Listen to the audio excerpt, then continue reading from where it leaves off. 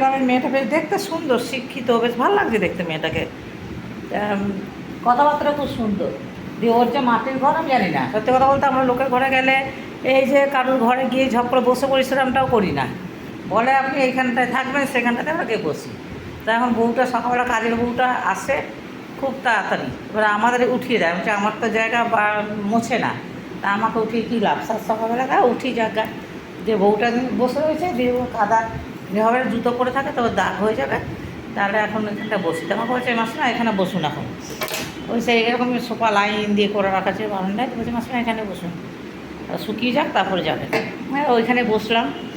যে তখন বউটা বলছে আমার তো 3 দিন দেখাই বিয়ে হয়েছে, ঘর বাড়ি কোনো কিছুই মানে দেখাশোনা মানে এরকম বাবা মারা করতেও পারেনি, তা এইখানে এসে আমি ভালো আছি, মানে মাটির ঘর তো নয় যে কাদা প্যাঁচ প্যাঁচে, বলছে আমাদের ওখানে মাটির ঘরে পা দিতে পারি না, ওকে বলছে বর্ষাকাল আমার ভালো লাগে। বলছে বর্ষাকাল আমার ভালো লাগে, বলছে কেন, বলছে এরকম মাটি প্যাঁচ প্যাঁচিনে হয়ে যায়, তা আমরা পা দিতে পারি না, স্লিপ কাটি।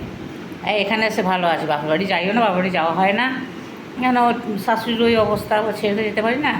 ওর বাবা এলো 4 দিন দেখা টাকা করলো, আমাদের সঙ্গে কথা বললো, গল্প অনেক কিছু নিয়ে এলো গ্রামের। শাশুড়িকে দেবে না, শাশুড়ি হজম হবে না, আমাকে আসতে হবে, মাসিমা বাইরে আসো।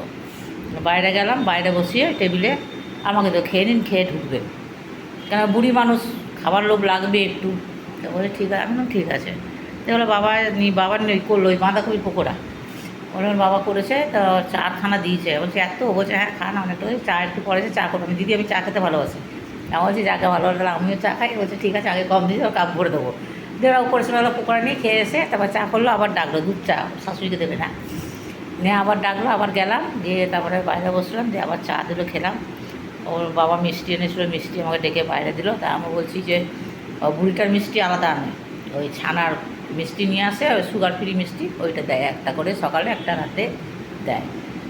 তা লুকিয়ে লুকিয়ে খাচ্ছে, বুড়িটা বুঝতে পারছে যে আমাকে ডেকে দরজা বন্ধ করেছে, মিস্ত্রিরা কিছু করছে, কেউ কিছু খাচ্ছে, যে আমাকে বলছে শোন, আমি বলছি কি, বলছে তোকে নিয়ে গেল বাইরে, কি দিল, আমার কিছু না তো। বলছে তাহলে ডাকলো যে ডেকে দরজা বন্ধ করে, বলছে এমনি কথা বলছিলাম, বাবা এসছে, বলছে ও থাক, যার কিছু বল না, বলছে জানা মাসিমা ওকে দিতে পারি না, দিতে পারি মানে এমনি শুয়ে থাকে, শুয়ে শুয়ে খায়, চটকি দিয়ে অনেকটা খেয়ে নেয়, গলা ভাত ভালোই খায়, তা এমনি আপনি ভাবলি জিনিস খাবার দেয় না। আমি এক নোনতা বিস্কুট নিয়ে গেছি, খেয়েছে, খেয়ে এখন ওই নোনতা বিস্কুট খাবে, নোনতা বিস্কুট কোথায় পাবে, তা ওর ছেলে আনছে না, আমিও আর বলতে পারছি না যে আমাদের সোনু আনেনি, যে বলছে তোর ছেলে আসলে আনে না বিস্কুট, আমার বলছে না এবার তো অন্য বিস্কুট দিয়ে গেছে, তাই এই বিস্কুট খাবেন, বলছে না আমি এই বিস্কুট খাবো না, আমি তাহলে ওই বিস্কুট পাইনি। বললো বয়স্ক মানুষ, বুড়ি মানুষ, খেতে তো ইচ্ছা করবেই, একভাবে শুয়ে থাকে বিছনায়। ওদের ঘরে এমনি আমি দিবে সব জায়গায় একটা করে নিজেদের পায়খানা বাথরুম আলাদা করে রেখে দিয়েছে, আমাদের ওখানেও পায়খানা বাথরুম আলাদা ছিল, সব জায়গায় যে কটায় গেছে সব আলাদা জায়গায় পায়খানা বাথরুম দিতে, যে যেরকম খুশি ব্যবহার করো।